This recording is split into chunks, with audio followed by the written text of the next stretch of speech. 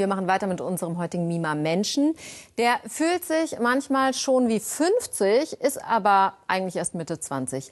Hasib Azizi hat in seinem Leben nämlich schon so einiges durchgemacht und sich nie unterkriegen lassen. Nach seiner Flucht aus Kabul hat sich der gebürtige Afghane in Hamburg eine Existenz aufgebaut und verkauft filigrane Schmuckstücke aus seiner alten Heimat. Humaira Rein hat ihn getroffen. Die Schmuckstücke, die Hasib Azizi im Hamburger Karoviertel verkauft, haben einen langen Weg hinter sich. Sie kommen aus seinem Geburtsland Afghanistan.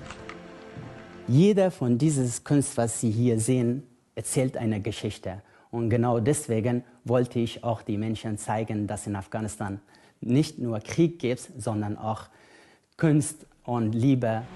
Der Krieg ist es auch, der ihn vor 10 Jahren zur Flucht zwingt. Hasib ist gerade mal 15, als er sich ohne seine Familie auf den Weg macht. Über sie möchte er aus Sicherheitsgründen nicht sprechen. In Deutschland nimmt ihn eine Pflegefamilie auf. Hasib macht Fachabitur und eine Ausbildung zum Lagerlogistiker. Sein Traum, sich selbstständig machen und damit vor allem Frauen in Afghanistan unterstützen. Sie stellen die Schmuckstücke her. Mit den Frauen, die ich zusammenarbeite, die sind alleinerziehende Mütter, die ihre Familien ernähren müssen. Und ihre Stärke beeindruckt mich jeden Tag. Die militant-islamistischen Taliban dulden die Zusammenarbeit, aber nur, wenn die Frauen in Räumen ohne Männer arbeiten. Als gelernter Logistiker organisiert Hasib den Transport der Waren ganz allein.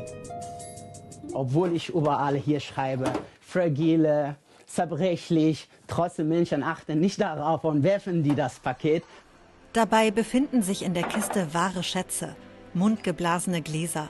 Nasrullah Faizi und seine Söhne sind die wahrscheinlich einzige Familie in Afghanistan, die diese jahrtausendealte Kunst noch beherrscht. Eigentlich mein Ziel war, Frauen zu unterstützen. Aber in dem Fall, als ich mitbekommen habe, dass nur eine Familie in ganz Afghanistan diese Gläser produzieren, und dachte ich mir, hey, komm schon, unterstützt mal auch diese Menschen, weil diese Kunst soll weiterleben. 2024 hat Hasib seinen deutschen Pass bekommen. Auch wenn er täglich an seine alte Heimat denkt. Seine neue heißt Hamburg. Hasib liebt diese Stadt. Was ich besonders mag, es ist die Vielfalt. Hier leben von ganzer Welt die Menschen. Und wenn man offen ist, kann man verschiedene Kulturen lernen, Essen aus verschiedenen Ländern probieren. Und das Besondere daran ist die Sehenswürdigkeiten. Schau mal einmal hin. Es ist wirklich besonders.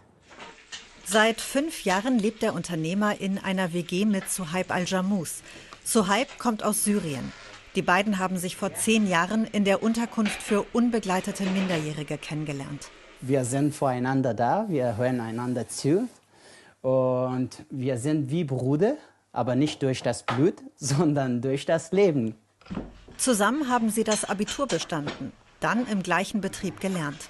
Die Erfahrung, so jung, so viel durchmachen zu müssen, hat die beiden zusammengeschweißt. Man ist alleine, sonst keiner kommt dir und sagt, okay, du musst weitermachen, du musst weitermachen. Das hat man sich selber gesagt immer, also Selbstmotivation. Innerlich fühle ich mich wie 50-Jährigen, weil ich so hart gelebt habe und so viel erlebt habe sozusagen. Manche Sachen musste ich nicht in diesem Alter erleben, aber wegen des Schicksals, es ist schon gekommen und ich musste das erleben. Genau, es war nicht einfach, wirklich.